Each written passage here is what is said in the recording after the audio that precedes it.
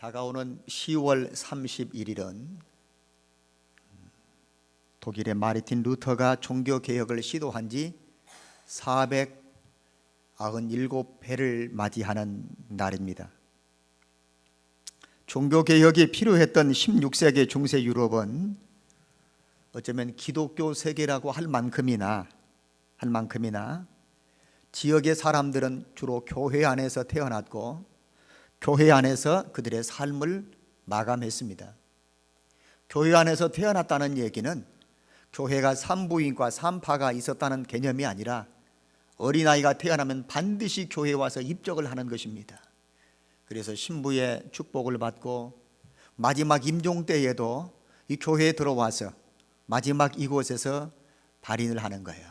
그래서 그들의 삶의 시작도 교회요, 마지막 삶의 마감도 교회를 통해서 이루어졌기에 사람들은 교회에서 태어나고 교회에서 죽었다고 말하는 것입니다. 생애를 살아가면서도 그들의 모든 삶은 교회와 관련이 되어 있었습니다.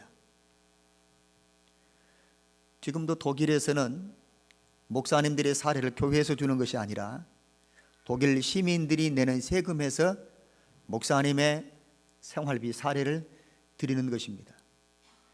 그러니 모든 시민들이, 모든 국민들이 교회와 무관할 수가 없는 것이에요. 교회를 떠날 수가 없는 것입니다. 태어날 때 출생부터 마지막 생을 마침과 그리고 그들이 살아가면서 수입의 일부를 세금으로 드리는 것을 교회를 운영하고 교회를 유지하고 말씀의 사역자인 목회자를 후원하고 있는 겁니다. 그러므로 그들의 삶은 교회와 무관할 수가 없습니다. 그렇지만 중세는 패스트라고는 연병이 창궐했습니다. 매일 곳곳에서 죽어 나가는 시체들로 질비했습니다. 빈번한 전쟁이 일어났고 이슬람의 도전 등으로 사회가 극도로 불안하고 언제 죽을 줄 모르고 이런 불안한 상황 속에서 사람들은 자연스럽게 평안을 찾으려고 합니다. 안정을 구하려고 합니다. 그러니 하나님을 찾는 것이 아니라 미신을 숭배하는 것입니다.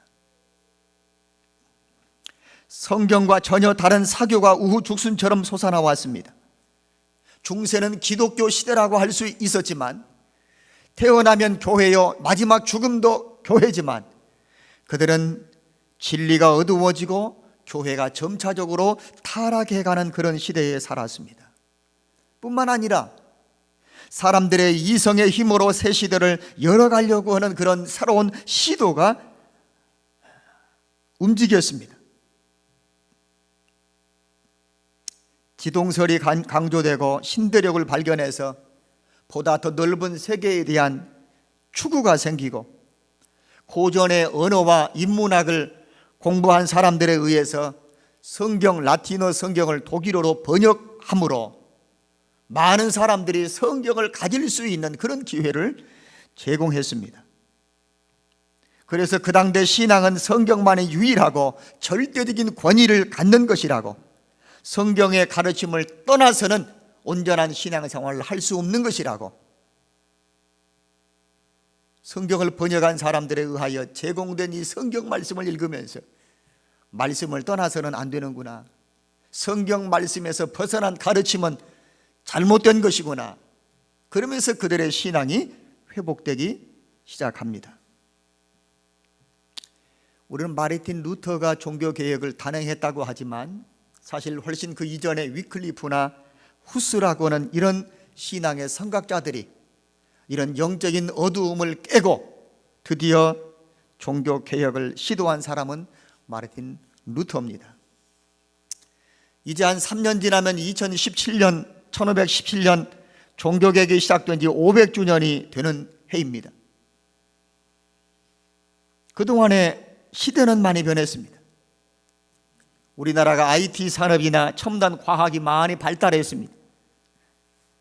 그럼에도 불구하고 여전히 인생의 문제나 세상 살아가면서 이 인생의 고민 문제를 스스로 해결할 수 없는 이 난제에 빠져 있는 것입니다. 종교개혁을 단행했던 사람들조차도 그들이 고민했던 것은 하나님이 어떤 분이신가? 우리 인간, 나는 어떤 존재인가? 우리가 살아가는 이 세상은 어떻게 하나님의 나라를 이루어가며 살아야 할 것인가? 하나님과 인간과 세상에 대해서 고민했던 것을 오늘 IT와 첨단 과학이 발달한 21세기 이 시대에도 여전히 우리는 하나님이 어떤 분이신지, 내가 하나님 앞에 어떤 존재인지, 우리가 살아가는 세상은 우리가 어떻게 좋은 환경으로 바꿔가야 할 것인가? 여전히 우리는 이 고민 속에 빠져 있습니다. 지금 세계가 많이 변화를 하고 있습니다. 유럽이나 미국 중심의 세계의 질서가 점차적으로 이 아시아를 중심으로 돌아가고 있습니다. 특별히 전 세계가 주목하는 것은 한국의 기독교가 이렇게 놀랍도록 성장한 것에 대해서 관심을 가지고 있고 기대를 하고 있고, 그래서 점차적으로 한국 기독교와 이 교회 성장과 부흥에 대한 접목을 하려고 노력들을 하고 있습니다. 120여 년 전에 선교의 혜택을 받았던 우리 한국 교회가 이제는 어여단 청장년이 되었고 전 세계에 복음을 전하는 선교사를 파송하는 제 두 번째 나라로 발돋움을 했습니다. 동남아시아를 비롯하여 많은 나라의 목회자들이 우리 한국 교회들을 방문하고, 또 한국의 목회자들이 어려운 환경에서 목회하는 목회자들에게 직접 가서 하나님의 말씀을 가르치는 이 교육들을 지금 활발하게 감당하고 있습니다. 나는 누구인가? 우리의 신앙은 어디서부터 왔고, 우리는 어떻게 신앙생활을 해야 하고, 경건한 하나님의 사람들은 어떻게 세상을 살아가야 되고, 120년 전에 뿌려진 씨앗이 싹이 나고 자라 이렇게 풍성한 열매를 맺었다면 이 귀한 열매들을 이제는 전 세계의 복음에 빚진 심정으로 어떻게 이 빚을 갚아야 할 것인가, 한국 교회가 감당해야 될 역할과 책임이 무엇인가를 고민하는 그런 시대에 우리가 살고 있습니다. 이제는 우리 가곡동에 있는 영광교회만이 아닙니다.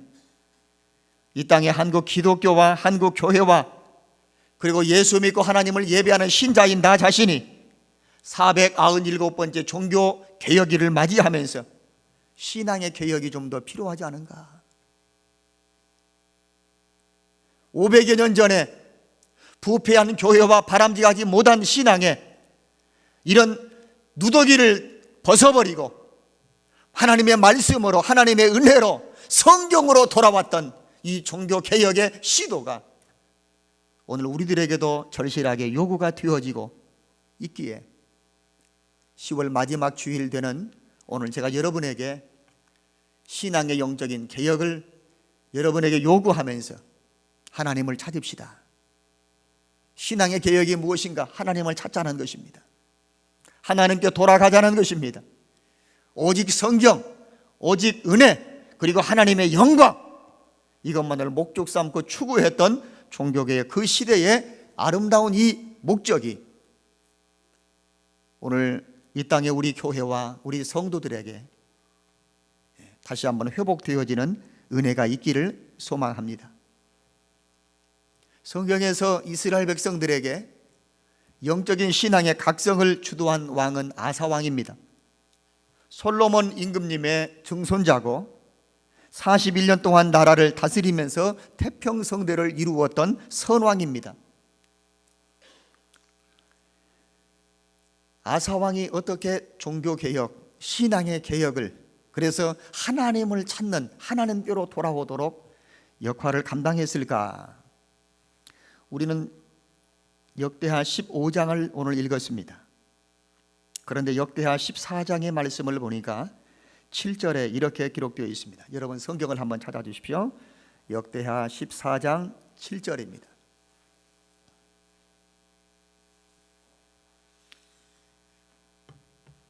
찾았으면 다 같이 함께 읽읍시다. 아사가 일제기 유다 사람에게 이르되 우리가 우리 하나님 여호와를 찾았으므로, 뭐 했으므로? 우리가 하나님을 뭐 했으므로? 찾았습니다. 이 땅이 아직 우리 앞에 있나니 우리가 이 성읍들을 건축하고, 계속 읽읍시다. 그 주위에 성곽과 망대와 문과 빗장을 만들자. 우리가 주를 뭐 했으므로? 찾았으므로. 또 주님을 또 찾습니다. 찾았으므로. 그 다음에 주께서 우리에게 사방에 뭘 주셨습니까? 평안을 주셨느니라 하고, 이에 저희가 성읍을 형통하게 건축하니라. 아멘. 아멘. 15장에 넘어와서 15절에 한번 다시 더 말씀을 읽읍시다. 아까 우리 읽었던 본문입니다. 15장 15절 시작. 온 유다가 이 맹세를 기뻐한지라. 무리가 마음을 다하여 맹세하고 뜻을 다하여 여호와를 찾았으므로 여호와께서도 저희의 만난 바가 되시고 그 사방에 평안을 주셨더라. 바로 두세 절 위에 마음을 다하고 성품을 다하여 하나님을 찾기로 언약하고 12절 13절에 만약에 하나님 여호와를 찾지 않는 사람이면 대소남녀를 물론하고 어른이나 아이나 남자나 여자나 불문하고 죽이는 것이 마땅하다. 하나님을 찾지 않으면, 하나님을 찾지 않는 사람은 어른이고 아이고 남자고 여자고 구분 없이 다 죽이는 것이 마땅하다. 그랬더니 백성들이 맹세를 합니다. 맹세를 기뻐했습니다. 하나님을 찾겠습니다. 여러분, 하나님을 찾읍시다. 하나님을 찾읍시다. 우리의 살 길은 하나님을 찾는 길밖에 없습니다. 만약에 하나님을 찾지 않는 사람이 있다면 그는 죽어 마땅합니다. 온 백성들이 맹세를 했습니다.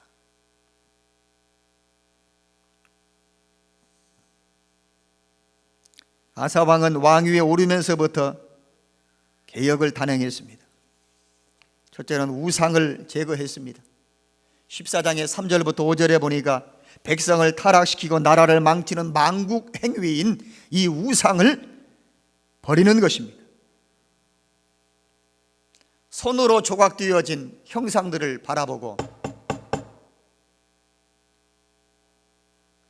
그 형상 앞에 복을 달라고 빌어댈 뿐만 아니라 그것을 만들어서 팔고 그것을 돈 주고 사고 몸에 지니고 다니면서 자기 집에 쌓아놓고 복 달라고 비는 행위들, 나라를 망치는, 백성을 타락시키는 요인들이기에 아사 왕은 즉위하는 순간부터 이 모든 우상은 다 버려야 한다. 버려야 한다. 우리나라에 버려야 될 우상들이 있을까요, 없을까요? 여러분들에게 묻는 게 아닙니다. 여러분 것 묻는 게 아닙니다. 우리나라에 버려야 할 우상이 있을까요, 없을까요? 있습니까, 없습니까? 있어요. 어떤 우상이 있어요? 제가 이렇게 한번 다시 묻습니다. 예수님 이외에 구원이 있습니까, 없습니까? 예수님 아니고는 구원받을 수 있습니까, 없습니까? 없습니다. 예수님이 친히 말씀하셨습니다. 나는 하나님께로 가는 길이요 변하지 않은 진리요 나를 통하지 않고는 생명을 얻을 수 없다고 예수님 말씀하셨습니다. 길이요 진리요 생명이시라고 말씀하시면서 나를 통하지 않고는 아버지께 갈 수가 없다, 구원받을 수 없다. 사도행전 4장에도 천하 인간의 어느 누구에게도 하나님의 아들 예수 이외에 다른 구원을 받을 만한 구원자라는 이름을 맡긴 적이 있다, 없다? 없습니다. 근데 우리나라에 어떻습니까? 문교주, 이교주, 장교주, 통일교회 문교주, 신천지의 이교주, 어머니 교회의 장교주. 하나님의 아들 예수를 믿어야 구원받는데 하나님의 아들이 있는 자는 생명을 얻는다고 했는데 아들이신 예수님을 밀어내고 장교주가 이교주가 문교주가 우리나라에 자칭 하나님이고 내가 구원자라고 하나님 앞에 보냄을 받았다고 하는 사람들이 30명이 넘는다는 사실 압니까? 이게 여러분 우상인 것입니다. 버려야 될 우상인 것입니다. 예수 이외에 다른 어떤 어떤 것으로도 구원받을 수 없다는 성경의 진리 말씀을 밀어내고 예수님이 하나님을 아버지라고 했으니 예수님은 아버지의 아들이니 어머니가 누구냐는 것입니다. 그래서 순천에도 어머니 교회가 전도를 많이 합니다. 하나님은 영이신데 어떻게 남자와 여자의 성적인 관계들로 인해서 예수님이 태어난 것으로 여러분 이해를 합니까? 하나님은 영이십니다. 그런데 많은 사람들이 하나님이 아버지니까 예수님이 아들이니까 그러면 어머니가 누구냐는 것입니다. 그래서 어머니 교회를 강조합니다. 그걸 주장했던 교주가 죽고 나니까 그의 부인인 장아무개 씨가 교주가 됐습니다. 이게 여러분 우상인 것입니다. 하나님의 말씀은 예수 이외에 다른 누구에게도 구원받을 만한 장교주, 이교주, 문교주, 정교주 있을 수가 없는데 예수님 아니고도 구원받을 수 있다고 가르치는 이 가르침 자체가 오늘 이 땅에서 사라져야 될 우상인 것입니다. 두 번째는 제가 여러분에게 하나 더 묻습니다. 하나님 이외에 다른 어떤 것들도 우리에게 복을 주실 수가 있습니까? 없습니까? 하나님 말고 이 땅에 어떤 것이 우리에게 복을 주실 수 있어요? 없어요? 없습니다. 팔자에 없는 아들, 딸 낳게 해달라고 속이 비어있는 고목나무 앞에 시루떡 해놓고 거기에 조기 2마리 넣고 빨간 실고추 썰어놓고 대추 밥 넣고 시금치 묻혀놓고 선앙당 앞에서 빌어대는 그 자체가 복을 줍니까? 우스꽝스러운 얘기입니다.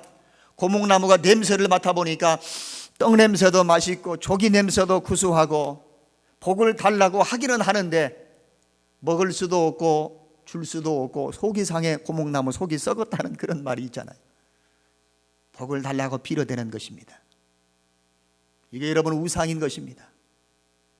어디 가서 모양을 만들어 놓고 사람의 모양, 짐승의 모양, 버러지의 형상들을 만들어 놓고 복을 달라고 빌어대는 그 우상 못지않게 하나님 이외에 다른 어떤 것으로부터 복 받으려고 기대하는 그 자체가 우상인 것입니다.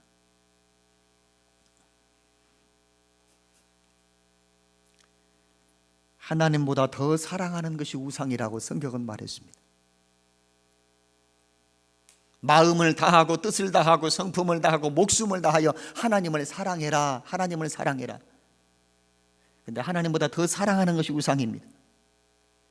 모세를 통하여 이스라엘 백성들이 가나안 땅에 들어가서 지켜야 될 10가지 계명 가운데 첫 번째가 너는 나 이외에 다른 신도 두지 말고 어떤 모양 형상도 만들지 말으라고 했습니다.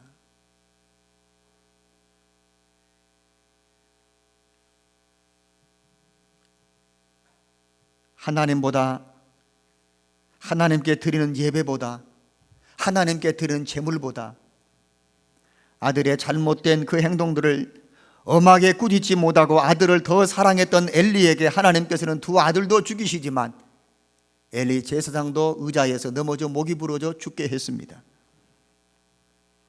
아브라함에게 하나님 이삭을 선물로 주셨습니다. 100세에 낳은 자식입니다. 눈에 넣어도 아프지 않을 자식입니다. 그런데 그 이삭을 제물로 바치라는 것입니다. 이유는 무엇입니까? 창세기 22장 10절의 말씀 보니까 네가 100세에 낳은 늦둥이 아들보다 하나님보다 아들을 더 사랑하는지 안 사랑하는지를 하나님은 시험해 보셨습니다. 그 시험에 아브라함은 합격을 했습니다. 아브라함아 되었다. 네가 100세에 낳은 그 귀중한 외아들, 그 아들보다 나를 더 사랑하는 줄을 내가 아노라. 인정을 받았습니다.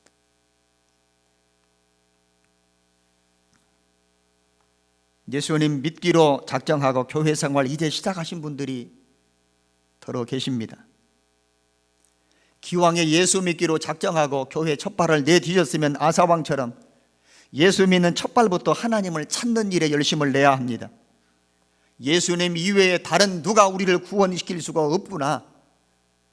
하나님 이외에 이 땅에서 어느 누구가 나에게 복을 줄 수 있는 대상이 없구나. 이 땅에 그 무엇보다 누구보다 우리는 하나님을 더 사랑해야 하는구나. 이것이 하나님을 찾는 아사왕의 신앙의 개혁입니다. 이렇게 마음 먹고 이렇게 다짐하고 이렇게 결단하고 이렇게 실천하는 우리 영광교회 성도 여러분들이 될 수 있기를 축복합니다. 그러면 하나님을 찾는다는 것은 뭘 의미합니까? 아사왕이 하나님을 찾는다는 것은 뭘 의미할까요? 우리가 어떻게 하나님을 찾을 수 있을까요? 성경 요한복음 4장 23절 말씀을 앞에 화면을 한번 보십시다. 다 같이 읽을까요? 아버지께 참으로 예배하는 자들은 신령과 진정으로 예배할 때가 오나니 곧 이때라. 아버지께서는 이렇게 자기에게 예배하는 자들을 찾으시느니라. 화면을 띄워 놓으십시오. 우리가 하나님을 찾기 이전에 하나님께서 먼저 우리를 찾고 계신다는 사실을 알아야 합니다. 하나님은 영이시기 때문에 신령과 진정으로 예배하는 자가 어디 있을까? 하나님께서 그 예배하는 자를 찾고 계신다는 것입니다. 하나님의 찾으시는 자리에 하나님의 찾으시는 사람으로 그 자리에 앉아 있음 그 자체가 하나님을 찾는 자의 모습인 것입니다. 하나님을 찾고 있는가? 내가 하나님을 찾으려고 하기 전에 하나님이 나를 찾으시는 자리에 내가 와 있어야 되는 거예요.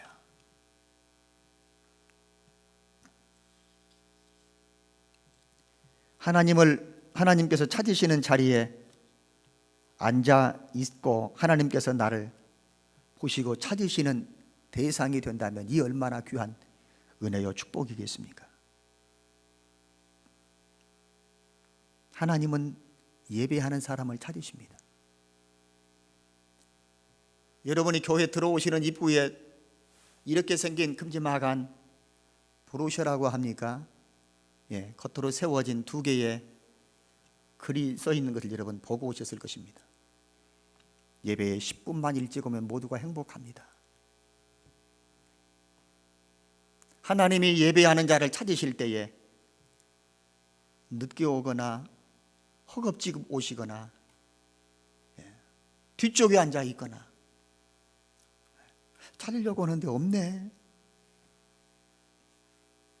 제가 2달여간 동안 여러 교회들을 돌아봤습니다.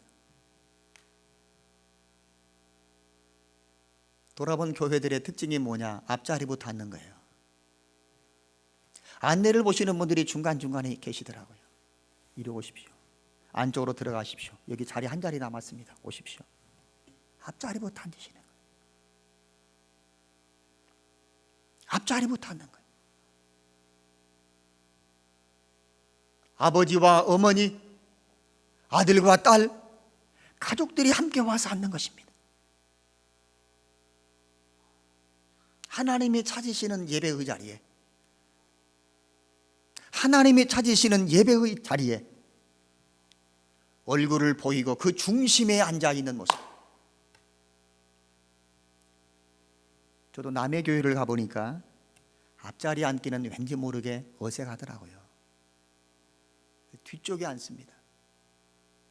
손님이니까.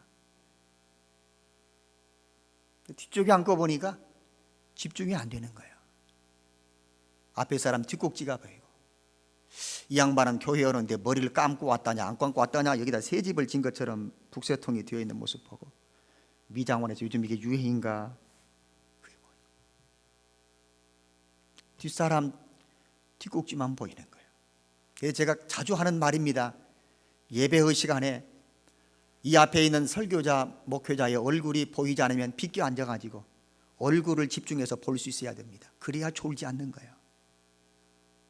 하나님을 찾는 자의 열심들, 예배 시간에 조금 일찍 오십시오. 할 수만 있으면 저 뒤쪽에 앉으려고 하지 마시고 앞자리로 앉으십시오. 부득이하게 아이를 데리고 오셔서 아이 때문에 유아실을 앉으셔야 할 분들이 아니고서는 밑에 빈자리가 많습니다. 저도 2층에도 앉아보고 남의 교회 손님처럼 뒤쪽에도 앉아봤지만 썩 은혜로운 자리는 아닌 것을 저도 느꼈습니다. 하나님은 예배하는 자를 찾으십니다. 하나님이 예배하는 자를 찾으시는 자리에 여러분들이 조금 일찍 오시고, 오늘 나 모처럼 좀 늦게 왔더니 목사님 꼭 나들으라고 하는 것처럼 그렇게 여러분 오해하지 마십시오. 하나님은 예배하는 자를 찾으시기 때문에 찾으시는 그 자리에 기왕이면 일찍 와서, 그것도 예배의 중심의 자리에 앉아서, 할 수만 있으면 앞자리부터 앉아서 하나님의 찾으시는 그 예배자로 하나님의 눈에 콕 점을 찍었으면 좋겠습니다. 하나님을 찾는 거예요. 두 번째, 잠언 8장 17절의 말씀을 한번 더 읽어봅시다. 자, 나를 사랑하는 자들이 나의 사랑을 입으며 나를 간절히 찾는 자가 나를 만날 것이니라. 아멘. 나를 간절히 만나려고 찾을 때 하나님께서 만나 주시는 거예요.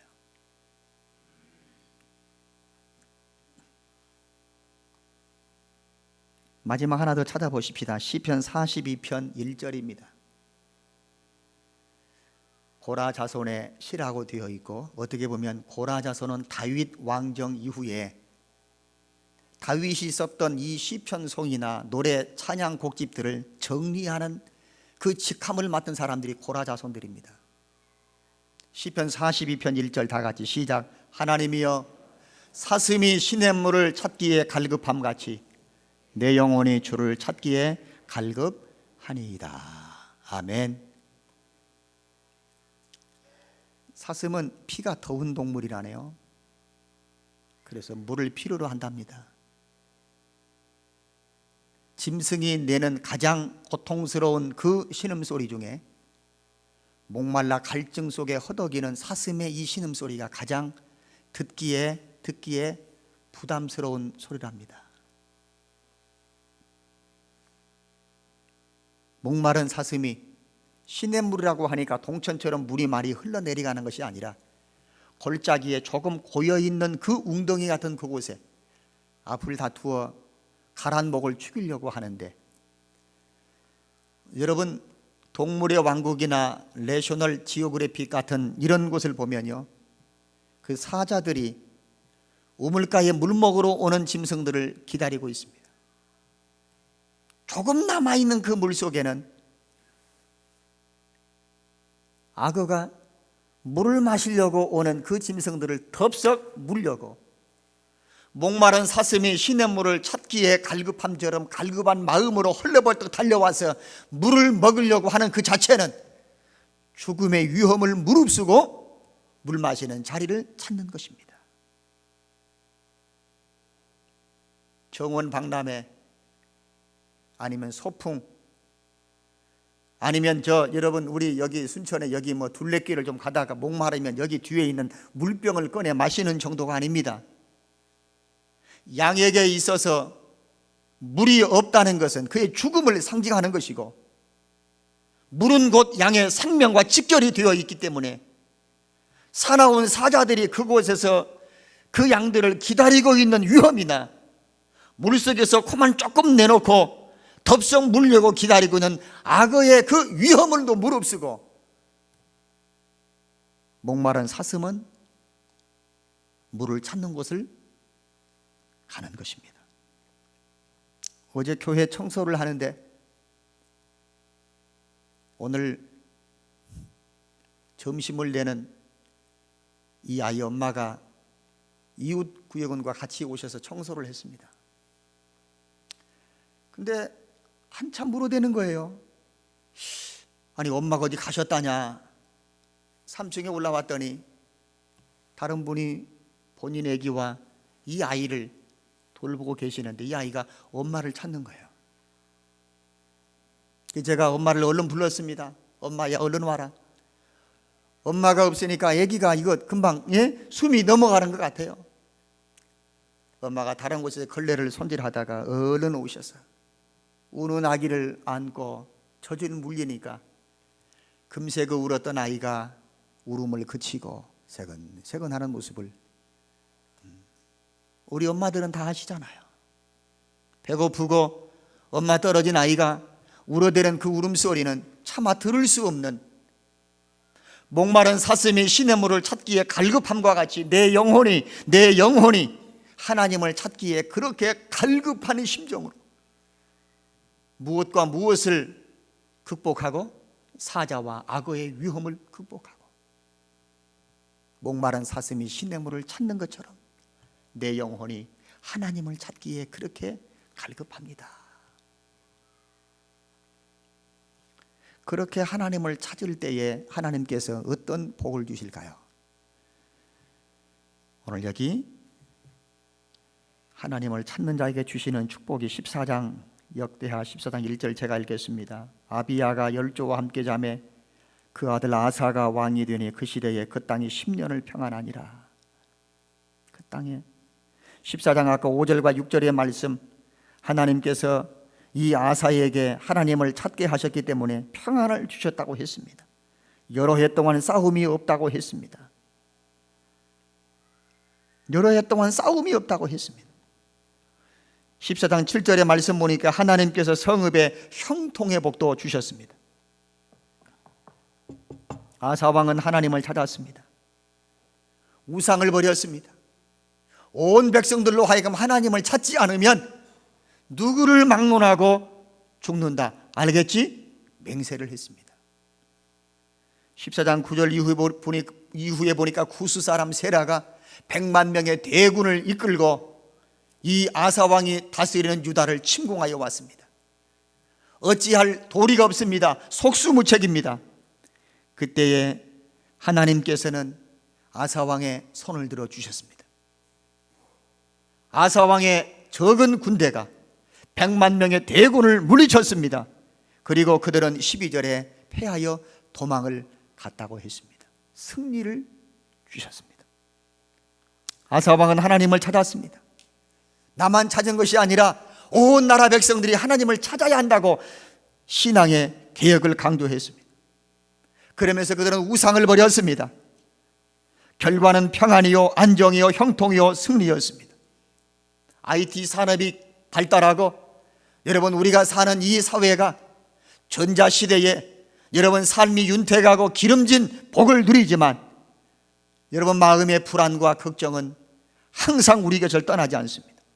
평안하기를 원하면서도, 안정되기를 원하면서도, 형통하기를 원하면서도, 승리하기를 원하면서도 오늘 승리와 평안과 안정과 그리고 형통의 복을 쥐고 계시는 하나님을 찾지 않는 것이 오늘 우리의 모습은 아닌지 모르겠습니다. 우리나라는 하나님을 찾는 나라가 되어야 합니다. 우리나라 대통령을 위시하여 모든 국회의원들과 국무위원들과 장관들과 공무원들 모두가 여러분 순천시 이 지역 시민들에 이르기까지 모두가 다 하나님을 찾고 우상을 버리고 사시고 참되신 하나님께로 돌아올 때에 나라의 안정과 평안과 그리고 승리를 하나님께서 이 땅에 주실 줄로 믿습니다. 우리 교회가 하나님을 찾는 일에 열심을 내야 합니다. 교회를 구성하는 성도 한 사람 한 사람이 하나님을 찾되 갈급한 목마른 사슴처럼 하나님을 찾기에 그런 갈증들이 우리에게 있어야 합니다. 혹시라도 예배 시간 늦을까 봐, 예배 시간 늦을까 봐. 저는 오래전에 우리 권사님의 막내 따님이 여수에서 결혼을 하시는데 결혼식 주례를 맡았습니다. 그런데 제 기억 속에 어디쯤에 그 예식장이 있다는 것을 머릿속에 감지하고 갔습니다. 근데 보니까 그 예식장이 아닌 거예요. 예식을 시작해야 할 시간은 다 되어버렸습니다. 얼마나 마음이 조급한지. 한참을 더 내려갔더니 예식장이 보이더라고요. 차들은 이미 다 길가에 주차가 되어 있고 예식을 집례해야 될 목사가 이 예식 시간에 늦어버렸으니 얼마나 마음이 당황됐겠습니까? 교우들 내리든 말든 시동을 꺼놓은 그런 차를 그냥 놔둔 채 허겁지겁 제가 예식장에 들어간 적이 있습니다. 예배의 시간이 늦어질까 봐. 어떻게 예배 시간이 시작되었을 텐데.